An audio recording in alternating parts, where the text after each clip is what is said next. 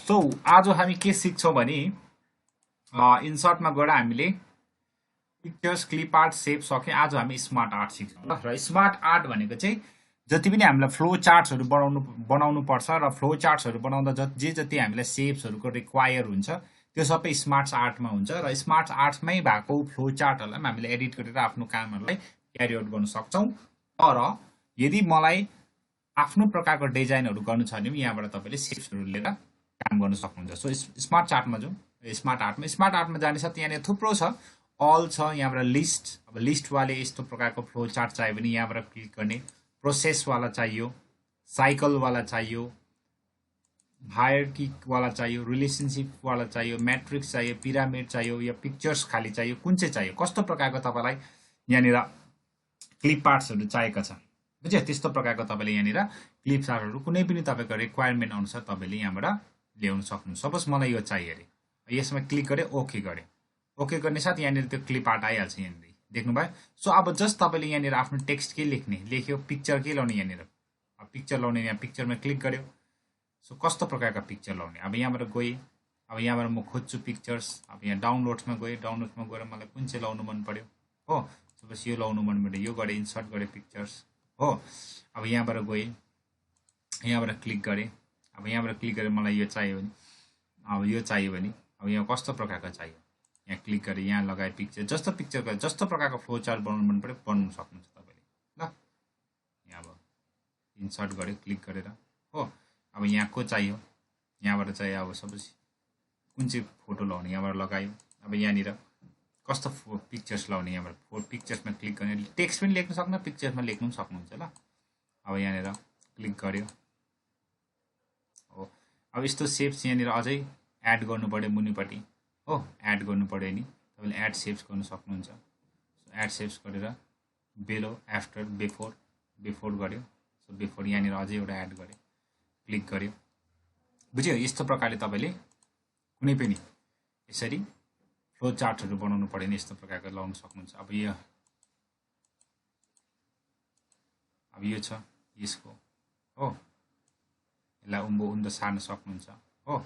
अब यसको कलरहरु चेन्ज गर्नु पर्यो, यसको पनि कलर चेन्ज गर्न सक्नुहुन्छ। फर्मेटमा गयो, फर्मेटमा गएर यसको फिल नहुने रहेछ, शेप्स आउटलाइन राख्न सक्नुहुन्छ हो। यसरी देख्नुहुन्छ, यहाँ शेप्स आउटलाइन गरेर फिलमा यहाँ अप्सन छैन, त्यसैकारण मैले यहाँनिर गरे, यहाँबाट गए। यहाँबाट कत्रो मोटो राख्ने, कलर कस्तो राख्ने सबै तपाईले चुज गर्न सक्नुहुन्छ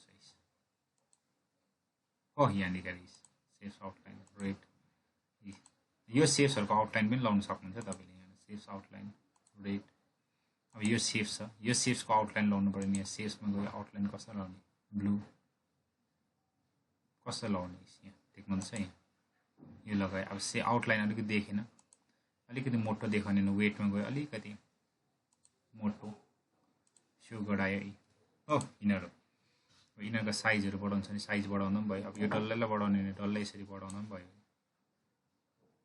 यो अलिक ठुलो हुन्छ हो। यिनीहरूको साइज बढाउने, अलिकति ठुलो बढाउनु पनि भयो, यिनीहरूको पनि साइज बढाउने, ठुलो बढाउनु पनि भयो, कत्रो बढाउने हो। यिनीहरूको पनि साइज बढाउने, यसो बढाउनु पनि भयो, अलिकति ब्यालेन्समा बढाउनु पर्यो, फेरि जतासुकै तानेर हुँदैन। यहाँबाट क्लिक गरेर यसरी बढा, अब अलिक डल्लो भएन नि, यताबाट ब्यालेन्स गर्नुस् यहाँबाट हो। यसरी शेप्सहरु एड गर्न सक्नुहुन्छ। यहाँनिर साइडमा यो टेक्स्ट लेख्ने जग्गा छ, यहाँ देख्नुहुँदैन, यसलाई चाहिएन, यसलाई डिलिट गर्नु पनि सक्छ तपाईले। डिलिट गरियो टेक्स्टहरु यहाँ छेउमा छ नि, यसलाई डिलिट गर्नुस्। चाहिँदैन भने, चाहियो भने यहाँनिर के टेक्स्ट लेख्नु पनि सक्नुहुन्छ। जस्तो यहाँनिर छ, यसलाई म डिलिट गरिदिन्छु, मलाई यो टेक्स्ट लेख्ने जग्गा चाहिएन। कन्ट्रोल Z,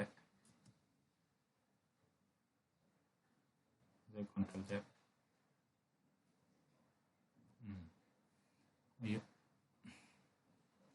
टेक्स्ट लेख्ने जग्गा चाहिँ ब्याक स्पेस, कन्ट्रोल Z।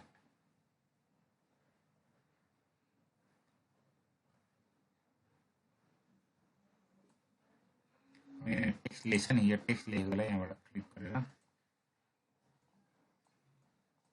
जे पनि लेख्दा हुन्छ, यहाँनिर हुन्छ। यहाँबाट टेक्स्टहरु थप्दा खत्म भयो यस्तो प्रकारले तपाईले बनाए हो अब यो डिजाइनहरुलाई तपाईले उयो गर्न चाहनुहुन्छ सेभ गर्न चाहनुहुन्छ आफूले बनाएको सेभ गर्ने हो भने तपाईले यसलाई सेभ गर्दा पनि भयो यहाँनिर फाइल्समा गयो यहाँनिर सेभ एज गर्यो सेभ एजमा गएर तपाईले वर्ड फर्मेटमा पीडीएफ फर्मेटमा के फर्मेटमा राख्नु नि यसलाई बनाएकोलाई हुन्छ जे गर्नु सक्नुहुन्छ अब यसको स्क्रिनशट गर्नु मन पर्यो भने तपाईले स्क्रिनशट पनि गर्न सक्नुहुन्छ आफूले बनाएको कुनै पनि यसको स्क्रिनशटको लागि जहिले पनि स्निपिङ टुल खोज्ने ल तपाईले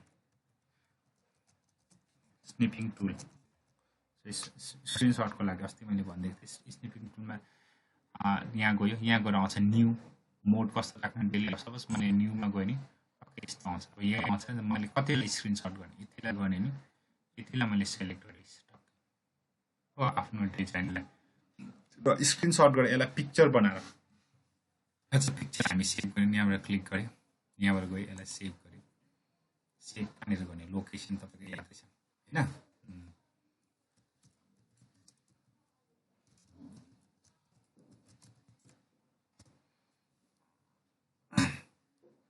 यहाँ गरे यसलाई क्लोज गरे यसरी अब अर्को प्रकारको फ्लो चार्ट्सहरु तपाईलाई यो कनेक्सन डिजाइनमा गयो कुनै पनि स्टाइलको यसलाई अरु कलरमा चेन्ज गर्न सक्छ नभए मलाई अरु प्रकारको डिजाइन्सहरु चाहियो भने इन्सर्टमा जाने स्मार्ट आर्टमा जाने यहाँबाट कुन चाहिँ अब रिलेसनशिप चाहियो यहाँनिर लिस्टको प्रोसेसको चाहियो यहाँनिर लिस्टको चाहियो कस्तो प्रकारको चाहियो साइकलको चाहियो प्रोसेसको चाहियो सपोज यो चाहिने यसमा क्लिक गरे ओके गरे यहाँ मुनि आइहाल्छ अब यहाँनिर कस्तो कलर चेन्ज गर्ने देख्नुभयो कलर आफै अघि चेन्ज गर्नु पनि सक्नुहुन्छ नभए यहाँ क्लिक गरेर यो बक्सहरुमा आफै कलर यहाँनिर फर्मेटमा गएर फिल गर्नु पनि सक्नुहुन्छ सेफ्समा गरेको जस्तो अब यहाँबाट गए अब यहाँनिर मैले लेखे 4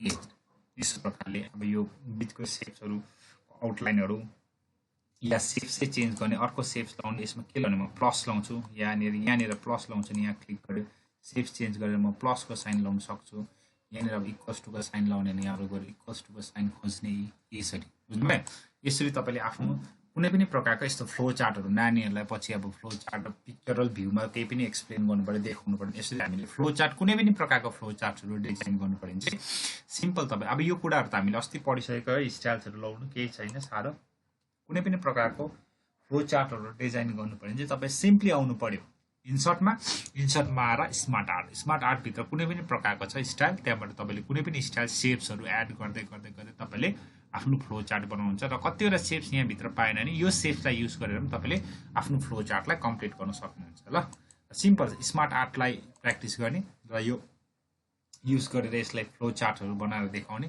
के प्रब्लम भयो नि फेरि मलाई भन्ने ल सो आजलाई